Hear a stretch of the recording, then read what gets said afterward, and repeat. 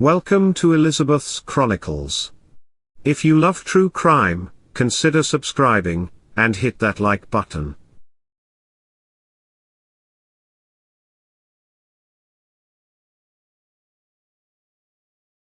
Family Annihilators Who Predate Chris Watts, Volume 2. If you haven't watched the first part to this series, check out the link in the description area. Chris Watts shocked people across the world when he described in horrific detail how he murdered his pregnant wife, Shannan, and his beautiful daughters, 4-year-old Bella, and 3-year-old Cece. In letters to Shell and Cale he goes into more graphic detail. He now claims that an evil force was controlling him. Chris Watts isn't the first man to murder his entire family.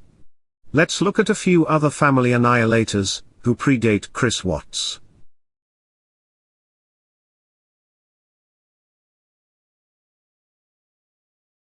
On the Welsh borders sits a beautiful well-to-do village called Maesbrook, Shropshire. The Georgian mansions are vine-covered and absolutely breathtaking. Range Rovers and Porsches line the driveways, and the people are, for the most part, self-made millionaires. Mostly entrepreneurs from Wolverhampton or Birmingham. Christopher Foster was one of those self-made millionaires who made it big. In 1997, Foster had a remarkable idea. At the time, oil rigs could easily catch fire, due to the insulation notwithstanding the high temperatures. He felt he could make something that could withstand the temperatures. He used special rubber and plastic, and invented a prototype, and spent every dime he had to do the testing. He held his breath as the testing ensued. To his amazement, the prototype worked. Oil companies began placing huge orders. Foster called his invention Ulva Shield. Foster's business was booming, and so was his spending. He purchased several very expensive cars, a mansion, as well as many other luxury items. Over time, his spending exceeded his income, and he was buried in debt. Financial pressures increased, so Foster found a cheaper supplier in the US for his raw materials. This breached his exclusive contract with British supplier, DRC. This was a huge mistake. By 2005, DRC was stuck with a huge warehouse full of Ulva Shield it could not sell, because it was patented to Foster. DRC took Foster to court. At the Royal Courts of Justice, on February 28, 2008, Lord Justice Reimer stated that Foster was bereft of the basic instincts of commercial morality. He was not to be trusted. DRC won the lawsuit, and control of Foster's patent. Foster may have been lacking in moral commerce, but he knew how to invent a groundbreaking, new fireproof chemical formula. Under DRC's less flashy stewardship, Ulva Shield became a huge deal in the oil rig business, supplying to BP, Exxon, Shell, and 39 other big names. At this point, Foster had little to do but look at his horses and 15 acres of land. His family knew nothing of his financial ruin. Foreclosure of his beautiful mansion was looming. On August 26, 2008, Christopher Foster returned from a neighbor's barbecue, and systematically destroyed everything he owned. He did not spare his family in the destruction. He shot his wife, Jill, in the back of the head, while she lay sleeping in bed. He then shot his 15-year-old daughter, Kirsty, in her bedroom, interrupting her as she chatted with friends. He shot all his horses and dogs, and then jammed a horsebox against the gate, and shot out the tires, in an attempt to keep anyone from entering before everything was completely destroyed. He flooded the mansion with oil, set everything on fire, and then lay down next to his dead wife, dying of smoke inhalation. At 4:50 a.m. an explosion woke neighbors, who then called police. The horse box delayed their entry, losing valuable time to salvage evidence. By the time they could move the horse box and enter, everything was destroyed. At first, the police assumed the family was away for the weekend, and with Foster's shady business dealings, including rumors he had run-ins with the Russian mafia, this looked very much like a warning: pay us what you owe us, or else. Once the police located the CCTV footage, they knew it was Christopher Foster, himself, who had murdered his entire family, then set his house on fire, and then committed suicide. He felt murdering his entire family, and taking his own life was a better option than being honest about his financial loss, and starting over. Christian Michael Longo was born on January 23, 1974, and originated from Michigan. In 1993, he married Mary Jane Baker. The Longos were, for the most part, a normal, middle-class family that lived in Waldport, Oregon. Christian Longo was a manager at a local Starbucks, and Mary Jane worked as a Walmart cashier. The family were Jehovah's Witnesses, and were active members of their church. Both were born into the faith. The two were the doting parents of their 3 young children, ranging in age from 2 to 4 years old. On December 17, 2001, the Longos children didn't show up for school, and Mary Jane did not show up for work, which was not typical of her.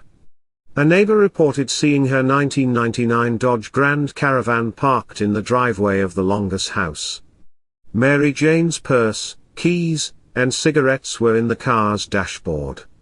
Nobody had seen the family since church on Sunday morning, which was the day before. After relatives and neighbors realized something was wrong, they notified the authorities and a search began. What could have happened to the Longo family? 2 days later, on December 19, that question would be answered. First, the body of 4-year-old Zachary Longo was found floating in the Alsea River. Tied to his leg was a pillowcase filled with rocks. Just a few days later, divers located the body of 3-year-old Sadie. She also had a pillowcase full of rocks tied to her leg. On December 26, divers located 2 suitcases. Inside contained the bodies of 34-year-old Mary Jane Longo's nude body, and the couple's youngest child, Madison, age 2. Their bodies had been weighed down with dumbbells.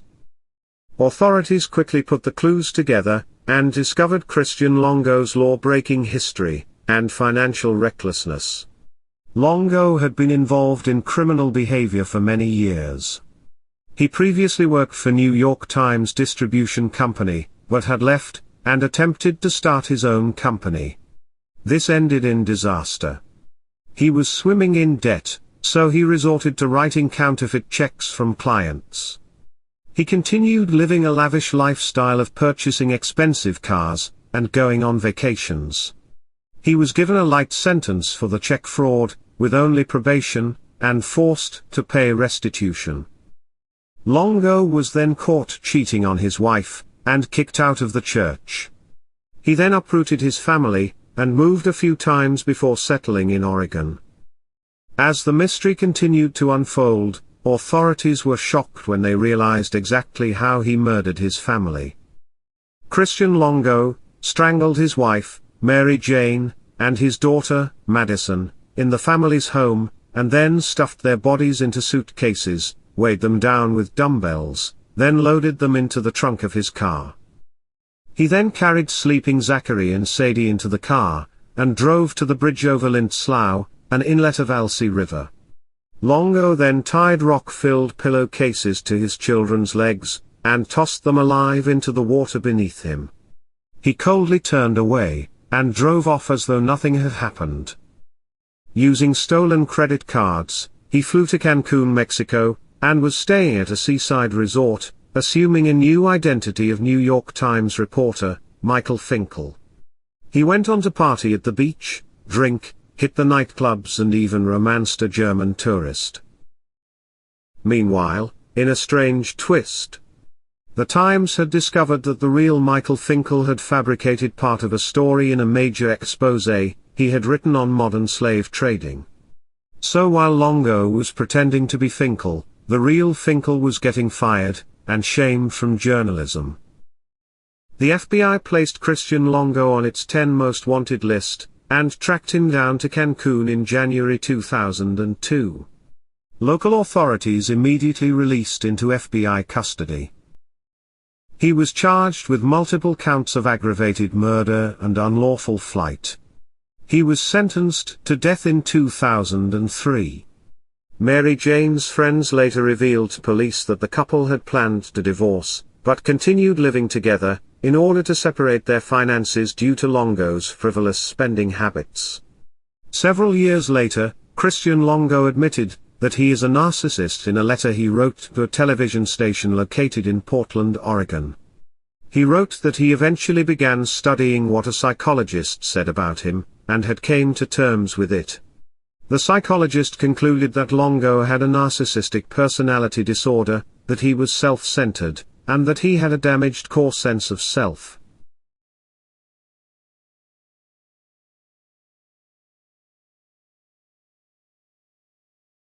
James Urban Rupert was born on March 29, 1934.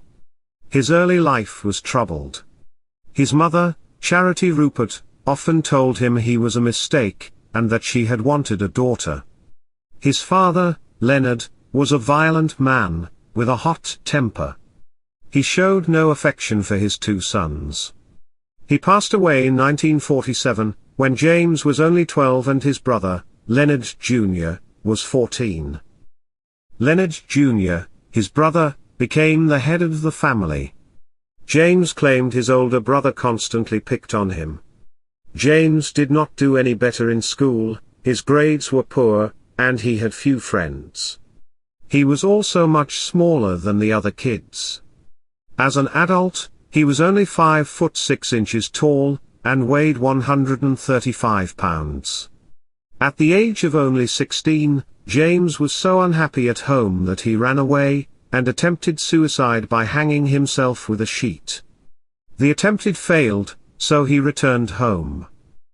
He grew more resentful toward his brother when he flunked out of college, while his brother went on to earn an electrical engineering degree. On top of that, Leonard went on to marry Alma, one of only 2 girlfriends James ever dated. Leonard and Alma would go on to have 8 children together. Leonard landed a job with General Electric, while James, at age 41, was unemployed and still living with his mother. To make matters worse, James owed his mother and brother large amounts of money that he had borrowed when the stock market of 1973-74 crashed. His mother, Charity, was aggravated with his constant drinking, and not being able to hold a steady job.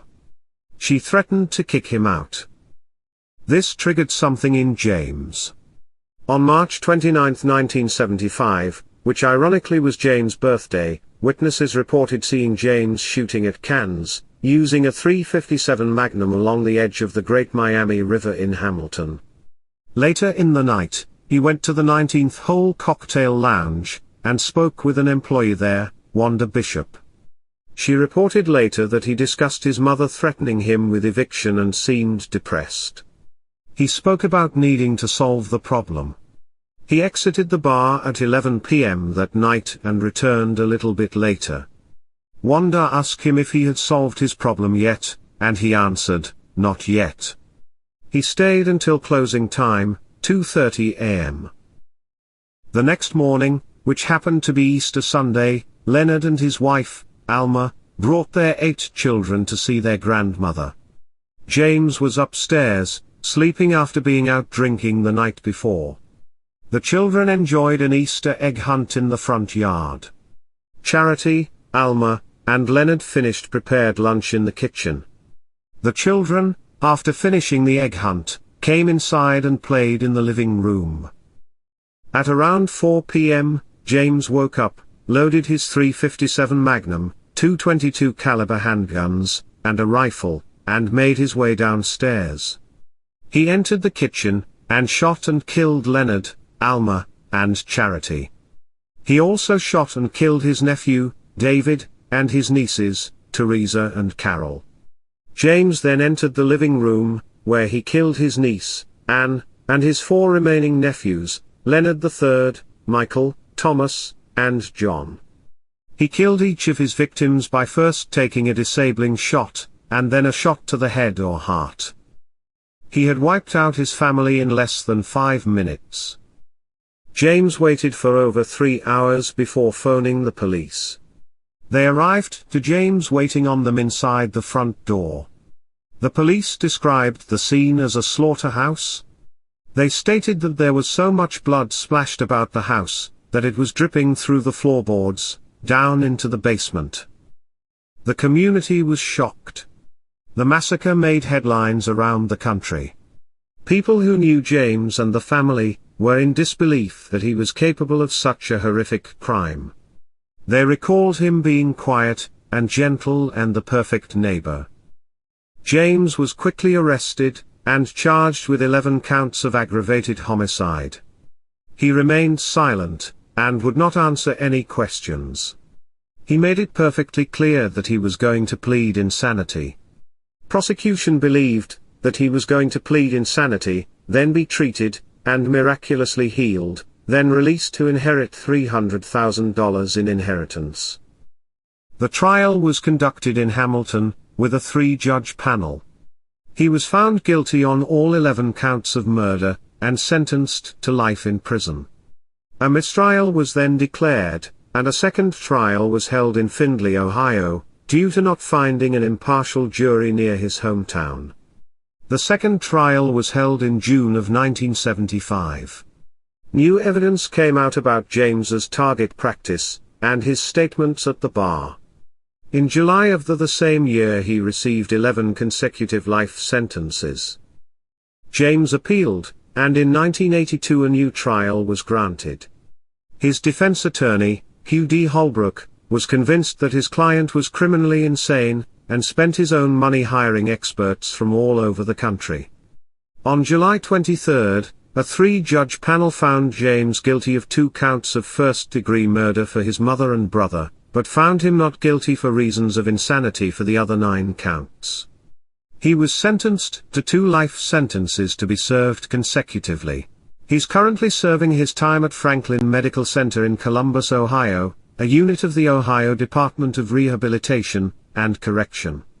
He was granted his first parole board hearing in 1995, and again in 2015, but both were denied.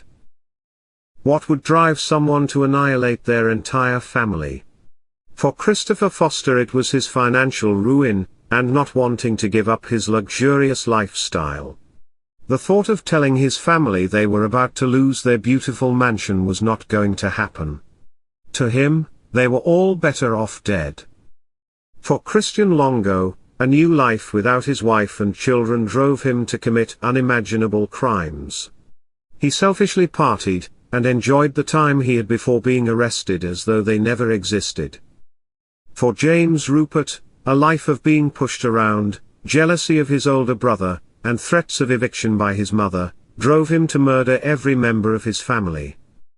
No matter how much we try to understand how someone can bring themselves to kill their own family members, especially children, it will never make sense. It's pure evil. That concludes Volume 2 of Family Annihilators Who Predate Chris Watts.